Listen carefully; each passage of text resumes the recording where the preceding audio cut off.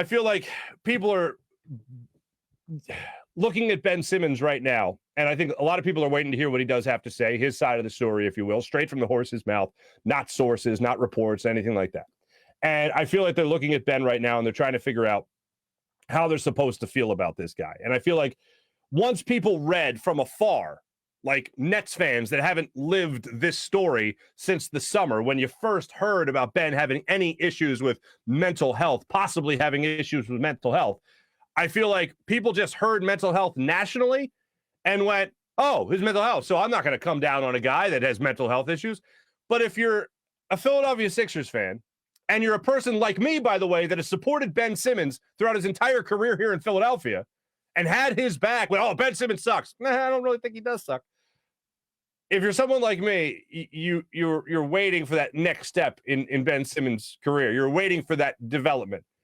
And then all of a sudden the white flag went up with mental health issues. It was odd that it wasn't until he started getting fined, it wasn't until he was threatened with those fines that mental health came up. Interesting. And then as soon as he was traded, he was there doing the thing that would have prevented him from being fined in Philadelphia if he just showed up to games and sat on the bench.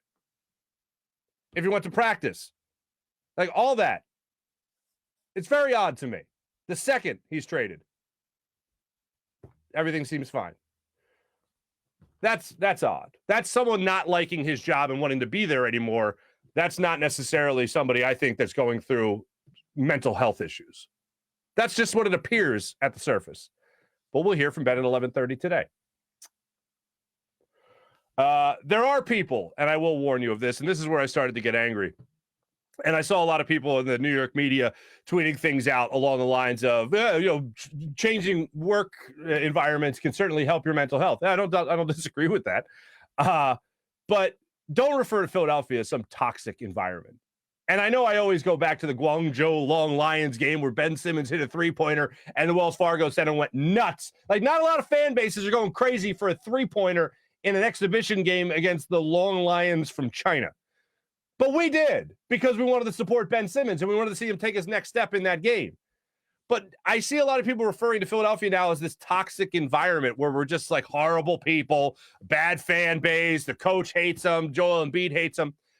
Explain this to me then. If we're so toxic, then why was it Ben refusing to return text messages or calls from Doc Rivers in the offseason? And then Ben supposedly gets upset when Doc Rivers doesn't go and visit him in Los Angeles, even though the two were out there in LA at the same time. Ben got upset at Doc for not coming to visit him when Ben wouldn't return texts or calls from Doc Rivers. So how do you know Doc wasn't trying to set up a time to get together if you weren't taking his calls and returning the texts? Interesting. And your teammates wanted to go out and visit you before training camp started to have a conversation to try to bring you back, and you said, nah, I'm good. And then, even after all that, Joel Embiid takes the microphone, opening night at the Wells Fargo Center, and says, welcome to Philadelphia, welcome back to the Wells Fargo Center. We love the fans. You guys are great, and let's still support Ben because he's still our brother. Out, boom, and he runs away. Like, he dropped the line there about Ben leaving the door open here, and it just didn't work out. But that is, I just tell people this is what you got to brace yourself for.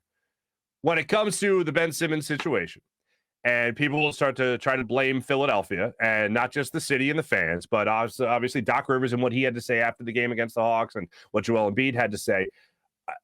Is it really toxic if people are acknowledging not only their own faults like Joel Embiid does? Because interesting enough, in the opening line of his press conference after that Hawks game, he talked about his own turnovers. Yeah, he had to be better in all of that. But when people bring up the city of Philadelphia, the fan base, Doc Rivers, Joel Embiid, is it really that toxic if people are just saying, yeah, you got to make your shot? Is it really that toxic for people to say a basketball player's got to make a shot? I feel like I have to relive. I feel like I'm going through the entire Game 7 loss all over again. And not only that, but Ben Simmons' entire career here in Philadelphia. You're going to hear a lot of stuff, And I'm reminded of one of my favorite shows, Parks and Rec, and one of my favorite characters in the history of television, Ron Swanson, when he goes into, I think it was like Home Depot or something, and the guy that works there goes up to Ron Swanson and he goes, can I help you with anything, sir? And Ron Swanson just looks at him and goes, I know more than you, and then just keeps walking. When people from the New York media, when fans from the New York fan base, from the Brooklyn fan base, try to tell you about Ben Simmons, Philadelphia, and 76ers fans, simply just be Ron Swanson. Just look at them and go, I know more than you, and then just keep on walking. And I feel like that's the best way we can handle this situation, because it is only going to become toxic. And then I'm going to go to my youth where I just let my temper go nuts. And I don't want to be that guy. That's not good for anybody.